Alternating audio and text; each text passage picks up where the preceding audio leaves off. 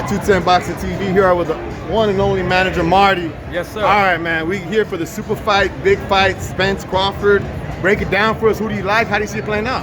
Man, listen, I've been calling this fight for the last 7-8 months since I've been on YouTube. I said it before, and I'm gonna bless you and say it now. Terrence Crawford did the right thing from a business aspect, and he finally got the deal done. But, you know, I mean, people keep talking about how much of a good counterpuncher he is, and all of that's great, but, you know, you can't wait 3 or 4 rounds to quote-unquote download information. You know, most fans only saying that because they heard Joe Tessitore say that, but 3-4 years ago, none of them was saying that. And Lomachenko. But the bottom line is, if Crawford gets in this fight, for the first 3 or 4 rounds, I think he's going to download information. He's going to be down 3 or 4 rounds, and we already know what Spence going to come to do in the later rounds. He's going to turn it up on him, and then this fight's going to be over. But you heard it first live and living color right here with your guy, Manager Marty. Round 10 is going to be the determining factor of this fight. Round 10, in the 10th round, you heard it first live right here.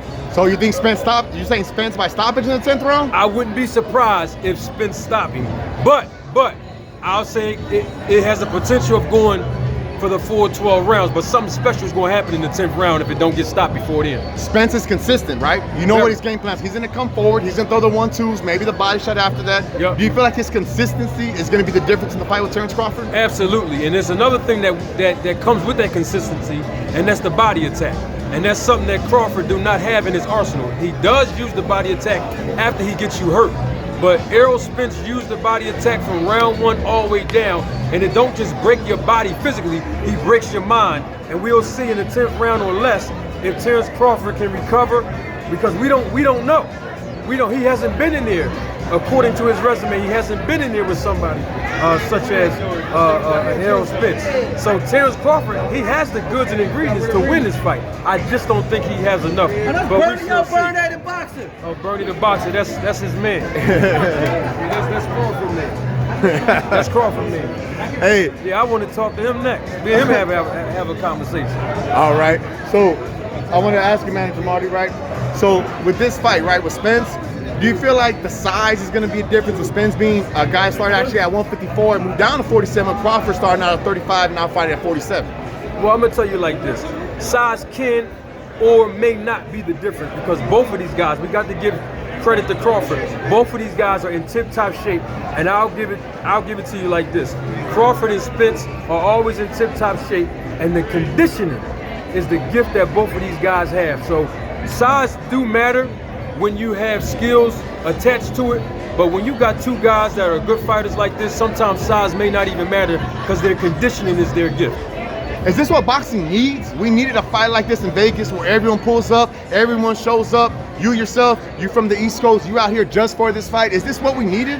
Absolutely. This is the fight that boxing fans needed all across the world, because the bottom line is this, and y'all know I'm in the business, and we all in the business to make money. So Terrence Crawford's gonna get the biggest payday of his career. Errol Spence gonna get the biggest payday of his career. And that's what this thing is all about. It's a big fight because people from all over the world is here in Vegas right now. Even my guy right here pulled up on me. You know what I mean? My boy pulled up on me. And you know, you just never know. But the thing is, this is a big fight. And I would like to make it comparable to a Pacquiao versus Mayweather fight. But that fight was 5 years overdue. This fight is the fight that everybody want to see, and it has to happen, and it has to happen right now. Terrence Crawford did everything that Manager Marty on YouTube kept telling us to do over and over again, and he finally got it done. I was waiting for you. I was waiting for Bernie the, what's his name, man? Bernie the boxer? Yeah, Bernie the boxing dude. I was waiting for him to say something to me. Not in a negative way, but just like, let's have a conversation.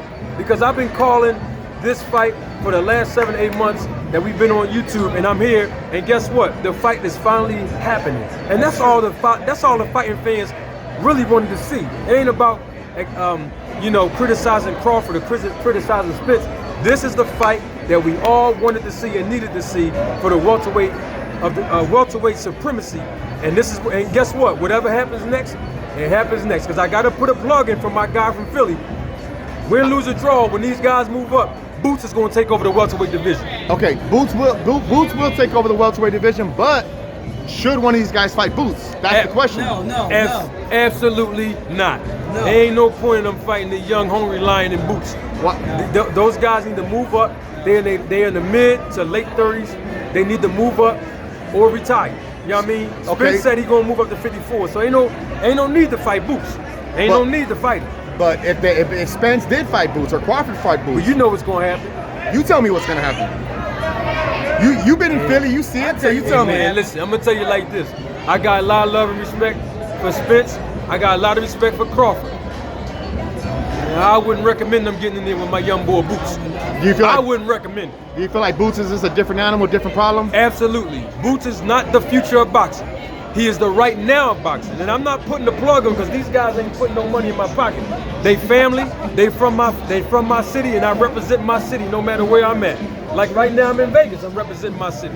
Bottom line is, Boots is the young hungry lion. He's coming up in the game and he's taking names right now. And it's not just about what he did with Villa. The kids, the young man is special. He's a gym rat. The conditioning is his gift as well. These guys are later in their stages in their 30s. There's no point in them losing money to fight Boots. Boots is building up a name from a business aspect. It might not fare well for them. Is he the most athletic fighter since Roy Jones? Man, absolutely. Absolutely. Boots is the goods, man. And I know people was criticizing him when he fought the guy, Karen, because they say in boxing, you're only as good as your last fight. Well, if that adage is true, you're right. He is only as good as you are. And you look at the Villa fight, he went slow-mo and he did all kinds of crazy shit. You look at how Boots was in his last fight. And you know, he's a young, hungry lion. There's no need for them older guys to fight him. Let them move up and Boots gonna take over the division. All right, man. I appreciate you, Manager Marty. Absolutely. Let them know about your YouTube channel, where they can find you Man, at. you know, listen, you know how we do. Don't matter where we are. All across the globe. You can go on YouTube. Check me out. The podcast, Roll the Tape podcast. And the YouTube channel name is Manager Marty. You can email me. I'm very accessible. MartyTheManager@gmail.com. I'm very accessible. I'm here live. People been